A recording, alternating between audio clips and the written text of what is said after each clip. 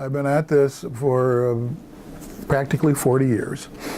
And when I came to the university, the medical school full-time, I was somewhat frustrated by the fact that students were not using the microscopic slides, getting anything out of them that I thought was important. So initially what I wanted to do was simply take some photomicrographs, some still images from their own teaching set. The slides that the students have, the box of slides that they're supposed to study, and I wanted to incorporate those into my lectures. And that was 35 millimeter days. You know, we had a microscope that had a camera on it. They take some pictures of it, and I would incorporate it into my lectures. So I could say, that's from your set. Or if later they said, I've never seen that, I said, well, that picture right there came from your microscopic slide. You know, you should have seen it. All right. Well, that evolved into photographing, taking several photomicrographs of every single slide, several magnifications, and building it into basically a atlas and a lab manual that would be unique to the slides the students here at Bloomington had to study.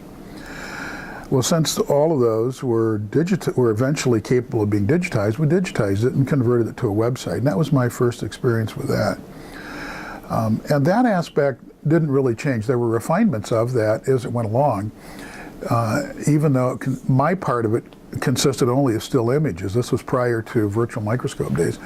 But it allowed me on each web page then to have extra space, extra screen real estate, if you want to use the term, to have other images or questions or pictures of maybe what a gross specimen would look like, or what an endoscopic, you know, if they, you know, put the tube down your throat to look at your stomach and an ulcer, to have a photograph of that. I could put that alongside of the still image that I'd taken from, let's say, a stomach ulcer. Making those case-based things for those first 2-year students.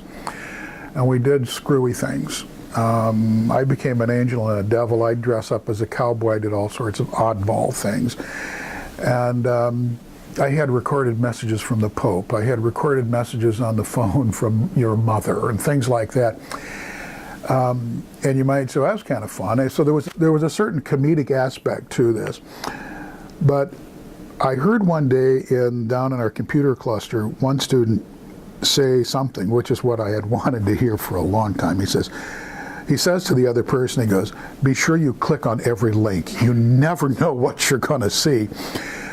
But I have a lot of links within each page, not a lot, but some links within each page that provide the content I'm trying to reinforce. And I want them to click on that, open up a little pop-up window, maybe has a picture of, we were talking about a stomach ulcer, maybe a picture of a stomach ulcer, and then just a 4 or 5 line or bullet point thing review of what's the important stuff here.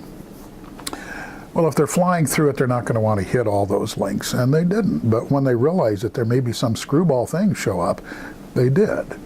And that turned out to have the desired effect, shall we say.